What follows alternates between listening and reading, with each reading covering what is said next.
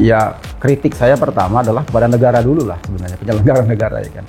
Negara kita ini mau dibuat negara hukum atau negara kekuasaan.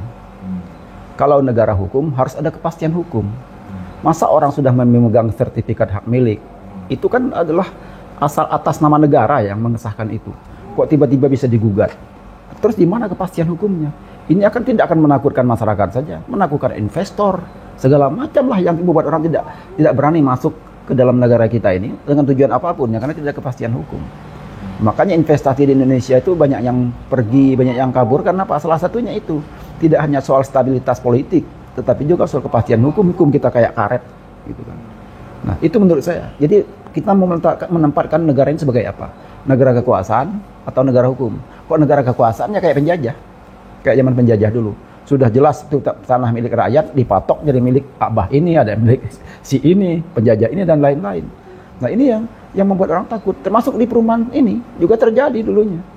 Jadi orang sudah diam beberapa tahun, hampir 10 tahun lebih, tiba-tiba ada gugatan dari ahli waris. Yang sebenarnya orang sini udah punya sertifikat semua.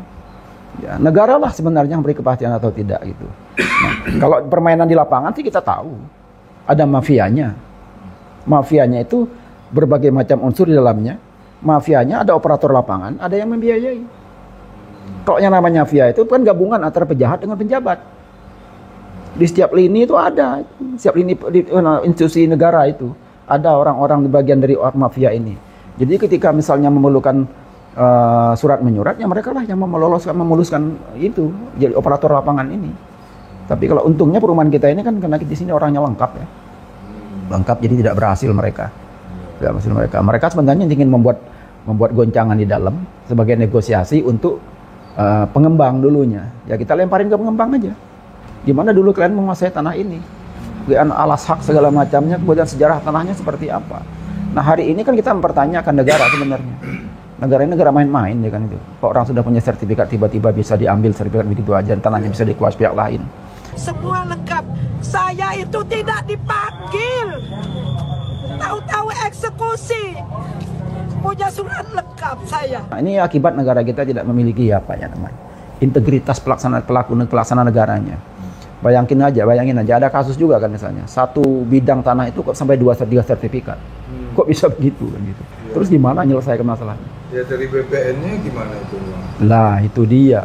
Kan kalau dalam banyak kasus kan begini, kayak kasus di PIK 2 itu aja. Orang yang sudah punya sertifikat masih bisa digusur. Hari yang dulu isinya tambak 8,7 punya si Charlie itu kan, 8,7 hektar itu. Sekarang sudah jadi lahan perumahan mewah yang dulu yang sekarang ini dijual dengan 20 juta per meter di perumahan PIK 2 itu gitu ya. Nah, ini negara kekuasaan. Jadi negara kita lebih mengabdi kepada orang berduit daripada kepada rakyat kita yang sudah memiliki negara ini puluhan tahun, sejak nenek moyang kan sebenarnya itu. Ya kalau bahasa teman-teman itu bilang begini, negara juga harus paham. Sebelum orang-orang itu datang, nenek moyang kita kan sudah di sini. Hanya kemudian negara memberikan sertifikat untuk menunjukkan kepada hak milik siapa pemilik lahan itu. Gitu. Jangan kemudian orang sudah punya sertifikat diambil dengan segampang itu gara-gara kita mengabdi kepada penduit, orangnya punya duit begitu. Jadi penyelenggara negara lah yang harus mengembalikan negara ini sebagai negara hukum. Dalam banyak kasus kan sebenarnya penguasaan tanah-tanah rakyat itu ketika ada capital, ketika ada pemodal ingin menguasai tanah itu untuk kepentingan bisnis atau kepentingan yang lain. Nah, dia mengerahkan macam-macam. Mengerahkan preman ya, aparat negara juga terlibat ada di situ. Intinya ini ada modalnya gede ini nih. Tetap Anda harus mendatangkan pengembang, tanya sedetail mungkin ke pengembangnya. Jadi kan pasti ada mereka menjual, misal ketika menjual rumah, tanya dulu status tanahnya.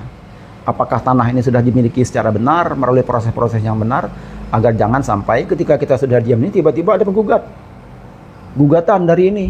Dan biasanya tuh dari ahli waris yang sudah lama-lama gitu kan. Dulu kakek kami nggak menjual kok gini-gini. Ada dokumen-dokumen lamanya sehingga dimanfaatkan. Kasus ini kan kayak gitu. Tapi sebenarnya kalau sudah sertifikat sudah selesai.